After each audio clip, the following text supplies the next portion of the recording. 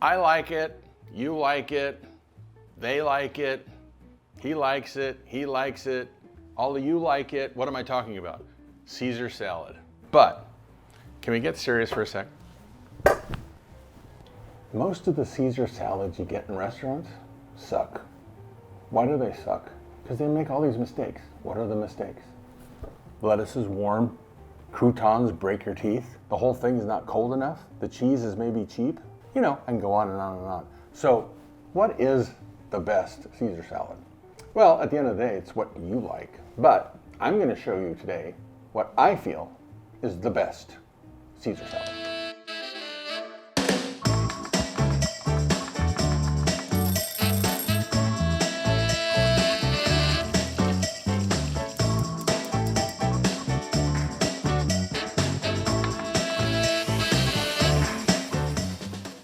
So there are those of you out there who have gone to fancy restaurants in the past and they do a Caesar salad tableside. I don't think they do that anymore. I mean, maybe there's a couple restaurants out there, but I haven't seen it in a while. But it was kind of cool. They'd have a big bowl, right? They push that up with a gueridon or a trolley next to your table, and then they would make the dressing in the bowl, and then they dump the salad in there, and they toss it all over the place, and then they, put it on your plate and serve it to you, and that was the big show. This is my take on a more modern style Caesar salad, and gonna show you what to stay away from so that way it comes out perfect every time. But before we begin, we need to do the what? We need to make the dressing. So for the dressing, I'm gonna use a blender. Pretty much, I'm going to use all the traditional ingredients. You have to have an egg, because that's what helps make it creamy. Some people put the yolk in, some people put the whole egg. I'm gonna put the whole egg. I have 2-ounce tin of anchovies in oil. Anchovies in oil are nowhere near as strong as anchovies in salt. So I'm gonna dump the whole thing in there and the oil, just the whole can. And then you gotta have garlic, and I'm using my pre-chopped it, garlic. And I'm gonna call that 2 cloves or so. Then Dijon mustard, and I am gonna call that 2 tablespoons or so. Some people will leave the Worcestershire sauce out because they don't like it, which is fine. I kind of tend to like it, and I put maybe about a tablespoon. Gotta have lemon. Take your lemon and give it a little roll to loosen up the membranes in there, and you can actually now feel softer than this one. And you get it, make it juicier. We're going to use my handy dandy citrus press. Sometimes you'll get a lot of juice, sometimes you won't. I'm gonna put a little bit of Parmesan. I'm gonna call that a 1/3 of a cup. And then we're gonna let her rip. If you can look in there, that is now your base. Okay, that's where all the flavor is. And what we do next is add the oil. We're gonna add the oil as if we're making a mayonnaise. It's going to be an emulsion.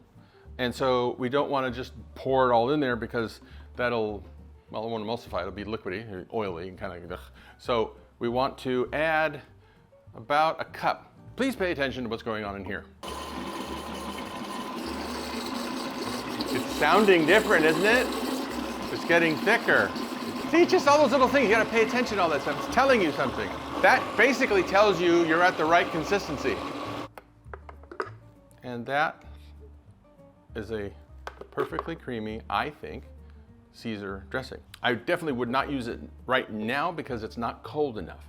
And that's one of the errors that are made, is that they'll make the dressing and it's basically room temperature. And then you put room temperature dressing on a chilled lettuce or chilled salad, and it warms up the lettuce, and then you get a warm salad. Cold dressing cold lettuce, and then we'll talk about the other stuff later. So I got the dressing in the fridge, chillin', and we're gonna do the croutons next. You can't have a Caesar salad without croutons. So here I've got some sourdough bread. What you can do is trim off all of the crusts, and then you would have a crustless croutons. But I kind of like the crust, and I kind of like the rusticness of it. So I'm just gonna go ahead and, actually no, maybe I'll do 2 at a time. I typically cut them no larger than a 1/2 inch. I don't care for croutons that are like, I don't know, massive pieces of rock. Number 1, you can't get them in your mouth very well.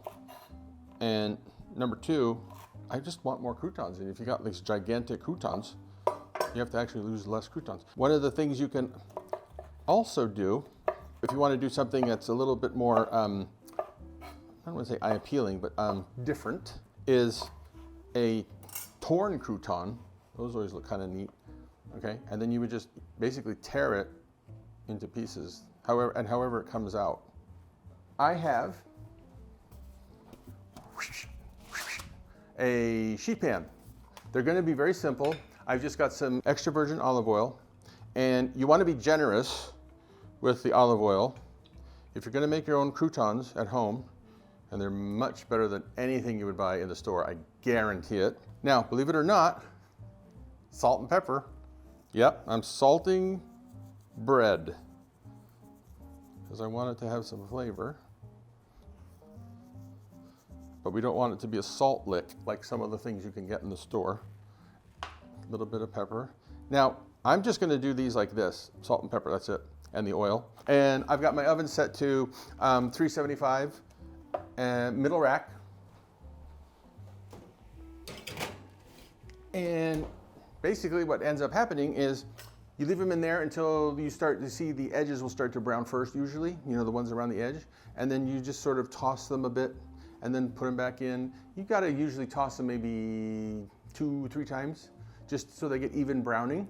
And once they're toasty, but not hard, that's the spot. Okay, what do we got next? We got lettuce. Can't have a salad without lettuce. I like a lot of Caesar salad. So if you get a head of romaine, this is usually what they would call the heart. You can get romaine in the store, which has all of those outer leaves, those really dark green outer leaves. You don't want those. You gotta get rid of those. So you can actually just go ahead and get the romaine hearts, which would be that. See, there's mostly light green, yellow, and then white. Those are the crispiest. There are those out there who say you should always tear your lettuce.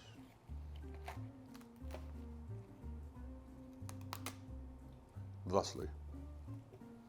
I used to work at a restaurant where they even took all the ribs out. They would just use that, and then they would throw that out. However, me no like waste, and if you're gonna make a Caesar salad as just part of your weekday meal, who cares? So yeah, I'm cutting it, boy. Don't cut it all the way down to the end though, you don't really need that. And then just sort of toss it around, break it apart. If you're gonna be making Caesar and presenting it this way for, 3, 4, 5, 6, 8 people, whatever. Obviously this bowl is too big for one, but I wanted to show you. You can put all your lettuce in one bowl like this, okay? And earlier in the day, not too early, but earlier in the day, and then just dampen a paper towel, okay? It's not dripping wet, but it's damp. And then put it on top of the lettuce, right on top, right? Then cover the whole thing with plastic and put it in the refrigerator. That way, it will keep your lettuce nice and crispy, because you wouldn't, if you put it in the refrigerator this way with no cover and moist towel, this will actually wilt because it's too cold in there. So this sort of gives it a nice little insulation, and then obviously the plastic on top keeps all the moisture inside. The lettuce is cold, the dressing is now cold, and it's really to taste. Some people don't like a lot, some people like a ton. I'm just gonna eye it, okay? And this is gonna seem really bizarre. I don't think I've ever seen anybody else do this, but hey, I'm me. I'm actually going to use the spatula for salad because what I want to do is just lightly toss it, but I don't want to bruise the lettuce. And to tell you the truth, I also don't want to use my hand right now. So you can use your hand, and I have used my hand for a large batch, but I don't want to use tongs. They're okay, you know, for serving a normal mixed salad, right? A big bowl and you get the tongs, that type of thing. But to mix them, not a good idea because you end up bruising the lettuce. Now you can see they're nicely coated. I wouldn't say lightly coated. You go a little bit overboard with the dressing on a Caesar, as far as I'm concerned. And then some cheese, okay?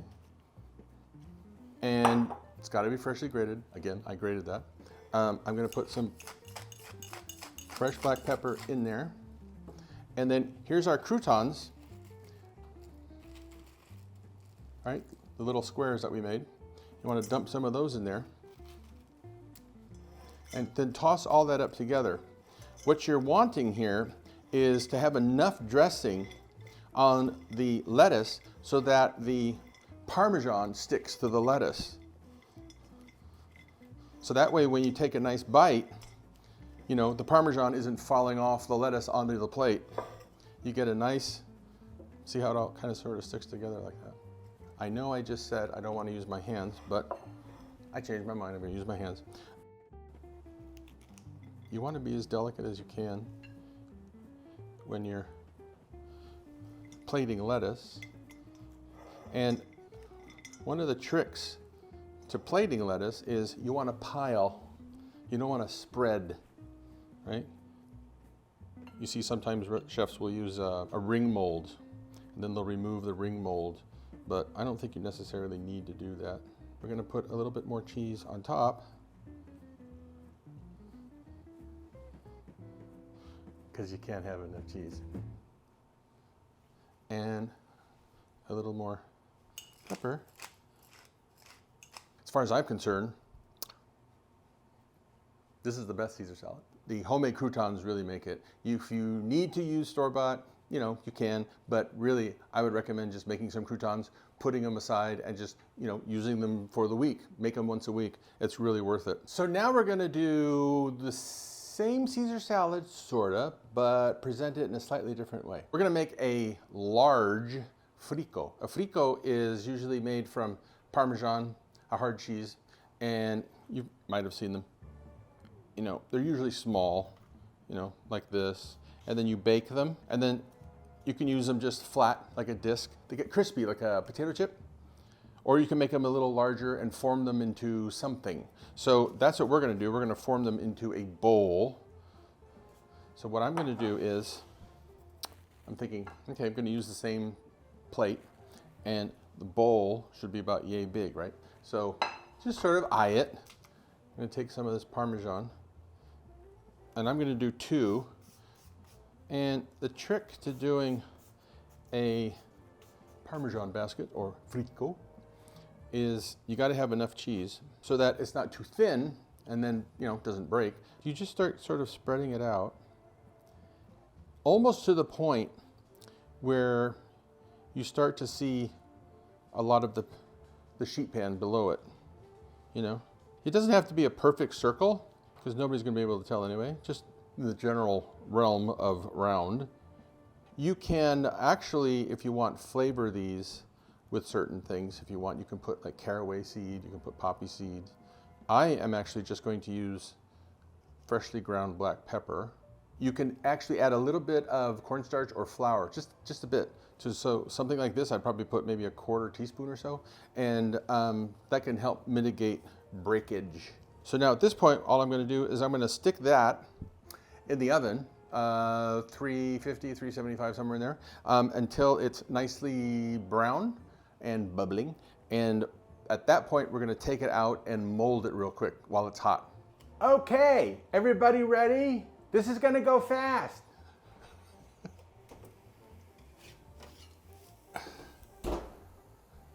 That is a frico, and it's a big one. This is a bowl.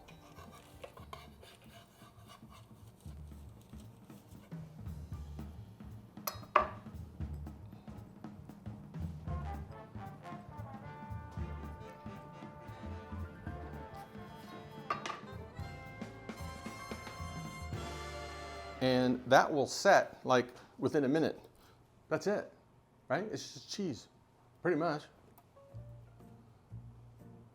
That's one.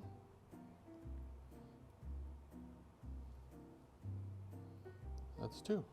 Now we're gonna get silly. What I have, these are imported from Europe. These are white anchovy fillets, totally boneless. And they look different from the normal anchovy. They taste totally different from a normal anchovy. They're not salty at all. They actually have quite a nice flavor. So if you're gonna use anchovies, I would go ahead and use these. And I'm just gonna separate the fillets like that. And we're just gonna wing a little presentation here. I also have capers, if you like to use capers. I might end up using some for a garnish. I put some of the dressing in the bottle, and I'm going to do the bottle thing. You don't have to. Again, this is just an alternative presentation.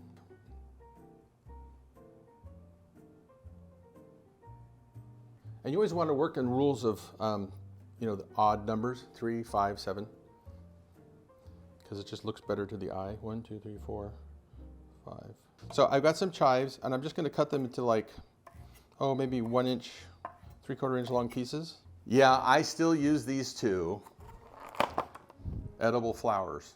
So I'm just going to pull out some petals. I'm going to mix those together. Isn't that cute?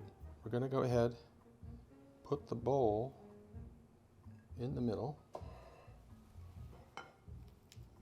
Take the salad, which is still cold. Drop it in there easy because you don't want to break the bowl. You're not going to go as high with this one. Okay? And then you just take these chives, sprinkle them on top like that, and then just a little bit for color. Is that nice? Look at how pretty that is. And there is your Caesar salad, presentation 2. So we've got our traditional, and we've got our alternate, if you will. Okay, so which one do I try? It doesn't really matter because they're both going to taste the same, but